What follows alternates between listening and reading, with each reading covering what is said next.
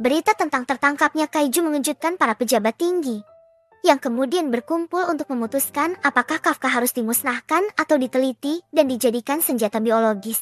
Ketua dari para pejabat tinggi ini adalah Isao, ayah dari Kikoru Shinomiya. Isao memerintahkan divisi ketiga untuk segera menyerahkan kaiju nomor 8.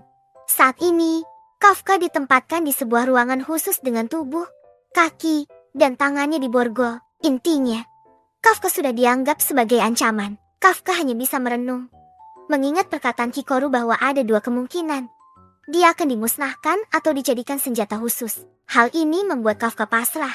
Tetapi yang paling disesalinya adalah membuat Mina kecewa. Tak lama kemudian, Mina datang dengan didampingi para penjaga dan menyatakan bahwa Kafka akan dibawa ke pusat. Setelah itu, Mina pergi begitu saja tanpa mengatakan apa-apa. Hoshina juga enggan berbicara dengan Kafka dan hanya bertugas mengantarnya. Saat keluar dari ruangan, seluruh pasukan sudah berbaris menyaksikan pemindahan Kafka secara langsung. Kafka merasa sangat bersalah karena telah melakukan kesalahan besar yang tak bisa dimaafkan oleh siapapun, terutama oleh Ichikawa. Namun, ketika Kafka akan naik, tiba-tiba Ichikawa berkata dengan lantang bahwa ia percaya Kafka pasti akan kembali.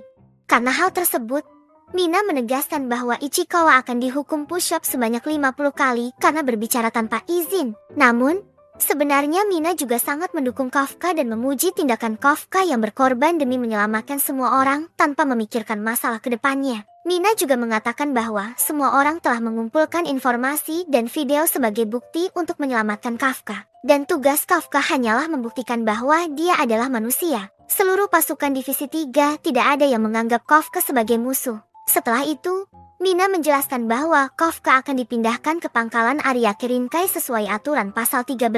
Namun, tiba-tiba Kafka ingin bertanya satu hal. Meski berat hati dan takut dengan jawabannya, Kafka memberanikan diri bertanya, apakah dia masih bisa berjuang untuk berada di sisi Mina? Sejenak Mina terdiam dan kemudian berkata dengan jujur bahwa ia akan terus menunggunya. Jawaban itu membuat Kafka menangis dan tak kuasa menahan air matanya. Ketika Kafka berangkat, Hoshina dan seluruh pasukan memberikan hormat. Seorang petinggi komplain dan bertanya kepada siapa Hoshina memberi hormat.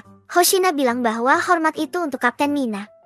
Namun kenyataannya mereka semua memberi hormat pada Kafka yang telah berkorban demi melindungi pasukan divisi ketiga. Singkat cerita, Kafka telah sampai di pangkalan Ariake Rinkai. Karena Kafka dianggap sebagai ancaman besar, seluruh gerbang hingga gerbang ke-31 dikunci, mengurung Kafka sendirian. Setelah beberapa hari, para pasukan merasa kehilangan dan sepi karena tidak ada Kafka yang bisa membuat suasana menjadi ramai. Mereka merasa sedih dan masih tidak menyangka bahwa Kafka merupakan seekor kaiju. Namun, meskipun begitu, mereka semua tidak pernah merasa bahwa Kafka adalah ancaman. Meskipun mereka masih menginginkan Kafka berada di sana, nasib Kafka akan ditentukan oleh para petinggi pasukan pertahanan. Ini karena kehadiran Kafka berpotensi membuat dunia ini kacau. Jika Kafka diketahui publik sebagai kaiju, manusia akan saling curiga satu sama lain, bertanya-tanya apakah orang-orang di sekitarnya adalah kaiju atau bukan. Intinya, masalah ini sudah menjadi sangat besar dan mereka tidak bisa mencampuri masalah ini lagi. Sementara itu, Mina masih sibuk mengumpulkan data-data dari Kafka. Di sisi lain, Hoshina melamun, masih tidak menyangka bahwa Kafka adalah seekor kaiju. Meski begitu, Hoshina sangat berharap bahwa Kafka bisa kembali lagi ke pasukan divisi ketiga. Sebenarnya, Hoshina sangat kesal mengingat saat bertarung dengan Kafka, di mana Hoshina baru tahu bahwa Kafka sengaja mengalah. Maka dari itu, Hoshina ingin bertarung sekali lagi melawan Kafka dengan seluruh kekuatannya. Di sisi lain, Kikoru memberanikan diri menghampiri ayahnya di ruangannya. Meski ini tampak mustahil, Kikoru tetap berusaha meyakinkan ayahnya untuk tidak menghukum Kafka, karena Kafka sudah berusaha melindungi pangkalan dan bahkan telah menyelamatkan Kikoru sebanyak 2 kali. Ayahnya kemudian menunjukkan sebuah dokumen hasil ronsen yang menunjukkan bahwa jantung Kafka bukanlah jantung manusia, melainkan jantung inti kaiju. Dengan kata lain, Kafka bukanlah manusia, melainkan kaiju nomor ke-8. Dan itu sama saja dengan kaiju lainnya yang sudah membunuh ibu Kikoru. Kikoru tidak bisa berkata apa-apa, tapi Kikoru menegaskan bahwa ia tetap akan percaya pada Kafka. Singkat cerita, Kafka didatangi para peneliti. Kafka sadar bahwa apapun yang ia katakan pasti tidak akan didengar atau dipercaya. Meski begitu, Kafka tidak akan berhenti untuk menjelaskan kepada semua orang dan rekan-rekannya. Di sisi lain, Mina tiba-tiba mengumumkan bahwa Aoi, Izumo, Iharu, dan Ichikawa akan dipindahkan ke divisi lain. Hal ini disebabkan karena pangkalan ini sudah tidak bisa beroperasi secara maksimal akibat kehancuran sekitar 75%. Jelaslah mereka semua komplain, namun Ichikawa langsung menerima tugas apapun dan siap menerima semua keputusan sang kapten. Setelah itu, Izumo hanya terdiam, memilah, dan memilih kontak yang bisa dihubungi. Mencari orang dalam yang bisa membantu membebaskan Kafka. Tidak hanya itu, Aoi juga berusaha menghubungi mantan pemimpin pasukan bela diri yang merupakan orang dalam yang bisa membantu membebaskan Kafka. Di sini, Aoi mengungkapkan bahwa hanya ini yang bisa dilakukannya, dan sebenarnya prioritas Aoi adalah tidak ingin kehilangan satupun pasukan divisi ketiga, termasuk Kafka. Kembali pada Kafka, Kafka hanya bisa melamunkan perkataan Mina, di mana tugas Kafka saat ini adalah berusaha meyakinkan dan membuktikan bahwa Kafka bukan seekor kaiju melainkan manusia. Lalu tak lama kemudian, muncullah pasukan yang dipimpin oleh sang direktur, yaitu Isao. Sementara itu, para petinggi lain dan Kikoru hanya bisa menontonnya dari ruangan atas. Mereka tidak menyangka bahwa Isao turun tangan secara langsung dalam kasus ini, yang menunjukkan bahwa kasus ini sudah dianggap sangat serius. Ketika Isao meminta untuk melepaskan borgol Kafka, para peneliti terkejut karena mereka menganggap bahwa Kafka sangat berbahaya. Namun, karena permintaan dari Isao dan jaminannya bahwa ia akan mengurusnya, para peneliti tidak bisa membantah dan langsung membuka borgolnya. Disinilah kesempatan Kafka untuk berbicara dan menjelaskan bahwa ia adalah manusia. Namun, tiba-tiba, seketika Kafka langsung terluka parah di bagian perut dan darahnya diambil untuk dijadikan sampel. Isao menegaskan bahwa perubahan wujud di tangan Kafka menandakan bahwa Kafka bukanlah manusia, melainkan kaiju nomor ke-8.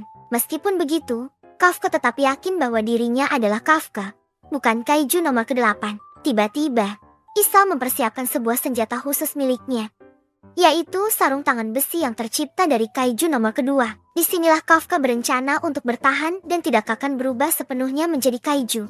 Namun tiba-tiba, Kikoru sangat terkejut dan bertanya-tanya apakah Kafka akan mati.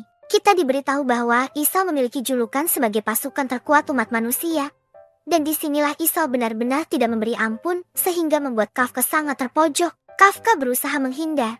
Namun ia bingung mengapa tubuhnya bereaksi secara otomatis seolah-olah sedang berhadapan dengan kaiju secara langsung. Baru kemudian Kafka sadar bahwa aura yang dipancarkan oleh Isao sebenarnya merupakan dari kaiju nomor 2. Ternyata, senjata yang digunakan oleh Isao adalah kaiju nomor 2 yang pernah menghancurkan kota Sapporo pada tahun ke-1972.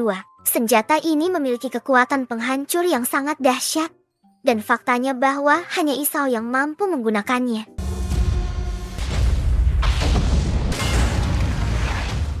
Untungnya, Kafka bisa menahan serangan dari Isao. Sayangnya dalam prosesnya, Kafka menunjukkan wujud kaiju sepenuhnya dan yang paling parah, Kafka kehilangan kendali dirinya. Sementara itu, kita melihat Ichikawa yang terlihat dingin dan seolah cuek terhadap masalah Kafka. Iharu merasa heran mengapa Ichikawa langsung menerima permintaan pemindahan divisi. Ichikawa hanya menjawab bahwa dirinya ingin menjadi lebih kuat. Hal ini karena ia percaya bahwa Kafka akan kembali. Oleh karena itu, sebelum Kafka kembali, Ichikawa akan berusaha untuk menjadi lebih kuat agar bisa melindungi Kafka dan tidak akan membiarkan Kafka untuk terus melindunginya. Tak lama kemudian, para senior datang untuk memberikan semangat dan meyakinkan bahwa Kafka akan segera kembali. Mereka mengajak semua orang untuk mengirimkan surat permohonan kepada para petinggi. Karena hari ini adalah hari pengadilan bagi Kafka. Para senior juga mengabarkan bahwa Kapten Mina sedang dipanggil oleh para petinggi. Dan mereka yakin bahwa Mina akan berusaha keras untuk membelah Kafka. Kembali pada Kafka, yang saat ini sedang mengamuk dan menghajar Isao. Namun,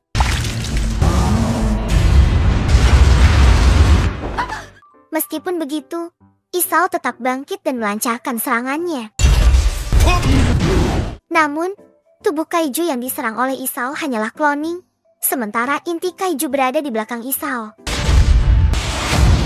Benturan tersebut membuat lapisan pelindung di ruangan tersebut mulai rusak. Padahal lapisan pelindung tersebut seharusnya mampu menahan kaiju dengan kekuatan hingga ke-10. Pertarungan antara Kafka dan Isao benar-benar seperti pertarungan antar kaiju. Menurut para petinggi, Isao sengaja membiarkan kaiju nomor 8 menunjukkan kekuatan aslinya. Sebenarnya, jika Isao berniat untuk membunuh, ia bisa melakukannya sejak awal sebelum kaiju nomor 8 berubah menjadi wujud kaiju sepenuhnya. Dengan kata lain, Isao sedang memberi kesempatan kepada Kafka dalam pertarungan ini. Kafka, yang terus bertarung secara brutal layaknya hewan buas, bahkan berhasil memberikan luka pada Isao dalam pertarungan tersebut. Sementara itu, di dalam alam bawah sadar, Kafka berusaha untuk mengembalikan kesadarannya sambil menyaksikan tubuhnya yang bergerak sendiri melawan Isao, hingga membuat Isao tak berdaya.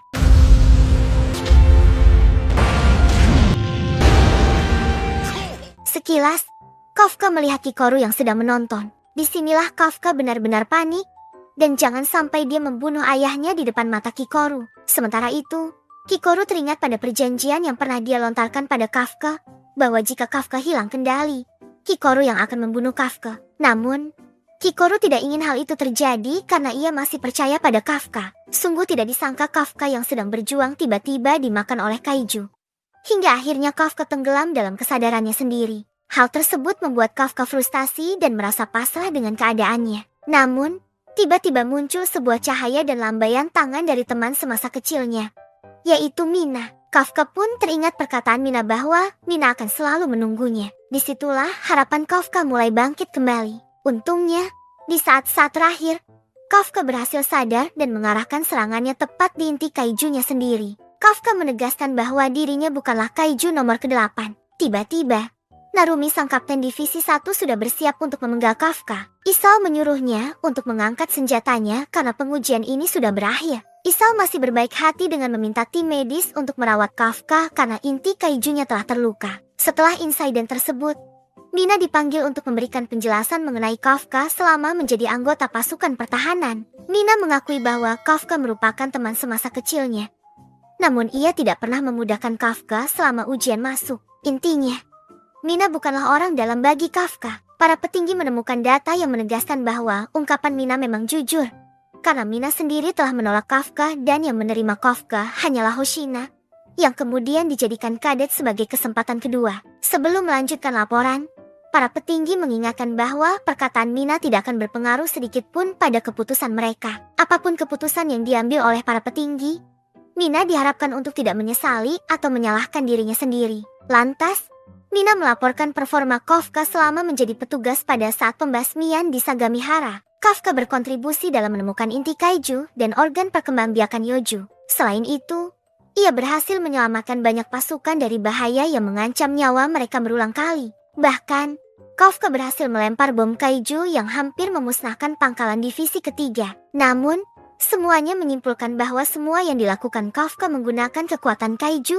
Dengan kata lain, Kafka memang kaiju. Mina melaporkan bahwa Kafka hanya memiliki kekuatan tempur 0%. Bahkan dalam ujian sebelumnya, Kafka tidak pernah lolos sebanyak 12 kali. Maka dari itu, Kafka saat ini merupakan pasukan paling tua di antara pasukan baru. Satu hal yang meyakinkan Mina adalah bahwa Kafka tidak pernah berhenti berjuang. Meskipun telah gagal berkali-kali, Kafka bahkan telah berusaha untuk meningkatkan kekuatan tempurnya meskipun hanya dari 0% menjadi 1%. Kafka berubah menjadi kaiju hanya untuk menyelamatkan orang lain. Intinya, Mina mengenal Kafka sebagai orang yang paling pantang menyerah dari siapapun. Bahkan rela mempertaruhkan nyawanya. Selintas kita diperlihatkan masa kecil Mina, di mana ketika Mina menangis karena kehilangan seseorang yang ia sayangi, Kafka datang mencoba menenangkan Mina. Meski sebenarnya Kafka juga ikut menangis, Mina menegaskan bahwa Kafka adalah orang yang paling mulia, dan ia kembali menegaskan bahwa Kafka dinilai sebagai petugas yang bisa diandalkan. Para petinggi terlihat sinis mendengarnya karena ungkapan Mina dianggap sebagai pembelaan terhadap bawahannya. Berbeda dengan Isao yang tetap bijak. Ia berterima kasih pada Mina namun menyuruhnya untuk pergi karena urusannya sudah selesai. Isao memutuskan bahwa kaiju nomor 8 akan digunakan sebagai kekuatan dalam pertempuran, bukan sebagai senjata. Penolakan terhadap keputusan ini jelas terlihat karena kaiju nomor 8 dianggap terlalu berisiko. Isao menjelaskan bahwa jika kaiju nomor 8 dipakai sebagai senjata, kekuatannya tidak akan sama. Sementara itu, dengan munculnya dai kaiju yang semakin kuat, dunia semakin terancam. Oleh karena itu, Pasukan pertahanan dianggap lebih efektif memanfaatkan Kafka sebagai kekuatan tempur untuk umat manusia. Isao mengingatkan kembali bahwa 10 tahun yang lalu terjadi ancaman massal yang menyebabkan kematian 200 pasukan termasuk istri Isao, Ceti. Untuk mencegah kejadian serupa, Isao akan memanfaatkan Kafka sebagai harapan bagi umat manusia. Meskipun keputusan sudah ditetapkan, sebagian petinggi tetap tidak setuju meskipun Isao menyetujuinya. Setelah menjalani perawatan khusus, Kafka dipindahkan ke sebuah rumah sakit khusus untuk pasukan pertahanan. Di sini, Kafka merasa sangat membenci dirinya sendiri karena merasa tidak berdaya, menyebabkan Mina menangis, dan Kafka bersumpah tidak akan pernah memaafkan Kaiju. Maka dari itu, Kafka selalu mempertimbangkan bahwa daripada menjadi Kaiju, lebih baik mati sebagai manusia. Itulah alasan mengapa Kafka melukai dirinya sendiri ketika terjebak di dalam alam bawah sadarnya. Ketika Kafka tersadar, ia terheran mengapa dia masih hidup. Melihat Isao yang masih hidup membuat Kafka sangat bersyukur. Karena jika terjadi sesuatu terhadap Isao, Kafka tidak akan sanggup untuk bertemu dan berhadapan dengan Kikoru. Disinilah Kafka bertanya, mengapa ia dibiarkan hidup dan apakah pasukan pertahanan sudah menerima keberadaannya. Isao menjelaskan bahwa jika Kafka adalah manusia, sudah dipastikan bahwa Kafka tidak akan hidup. Intinya, para petinggi telah memutuskan bahwa Kafka dianggap sebagai Kaiju, bukan manusia, meskipun statusnya masih dalam pertimbangan dan pengawasan. Namun, kehadiran Kafka tetap ditangguhkan untuk diputuskan apakah akan diizinkan atau tidak. Semua petinggi menolak ide untuk membiarkan Kafka tetap hidup, dan mereka tidak setuju dengan keputusan Isao. Disinilah Isao meminta Kafka untuk membuktikan bahwa ia bisa berguna dan melindungi umat manusia. Kafka dengan tegas berjanji bahwa suatu hari nanti ia akan membuat para petinggi mengakui keberadaannya sebagai anggota pasukan pertahanan. Di sisi lain, Mina berjalan sendirian dan tiba-tiba tersenyum bahagia saat mendengar kabar baik tentang Kafka. Tak hanya Mina, Kikoru juga sangat gembira karena Kafka masih dibiarkan hidup. Karena itu, Kikoru berjanji untuk meningkatkan kekuatannya agar dapat menghadapi situasi kritis dengan lebih baik. Sementara itu, Aoi dan Izumo merasa sangat senang karena Kafka berhasil bebas tanpa bantuan orang dalam. Sementara itu, Ichikawa dan Iharu bersama semua orang juga merasa sangat senang mendengar Kafka telah dibebaskan. Dan ini dipastikan akan membuat perkumpulan mereka menjadi ramai kembali. Hoshina sebenarnya merasa gembira mendengar berita tentang Kafka. Tetapi dia menyadari bahwa tantangan besar akan segera muncul. Jika keberadaan Kafka sebagai Kaiju diketahui dunia, akan menimbulkan kekacauan. Hoshina sadar bahwa Kafka harus membuktikan dirinya agar diakui oleh semua orang. Di sisi lain, kita melihat pasukan pembersih yang frustrasi karena terus kalah dalam permainan catur online. Lawan teratas mereka, yang dikenal sebagai nomor 9 dan menduduki peringkat 1, ternyata dimainkan oleh Kaiju nomor 9 itu sendiri. Intinya, Kaiju nomor 9 telah memahami konsep kecerdasan manusia yang tersebar merata. Sekarang, ia menyadari bahwa kekuatan terbesar manusia adalah kecerdasan yang terakumulasi dari generasi ke generasi. Meskipun tidak jelas dengan siapa Kaiju nomor 9 berkomunikasi, isinya menunjukkan persiapan untuk fase serangan berikutnya, dan tekadnya untuk merebut kembali kekuatan Kaiju yang telah diambil manusia. Dan season 1 pun tamat.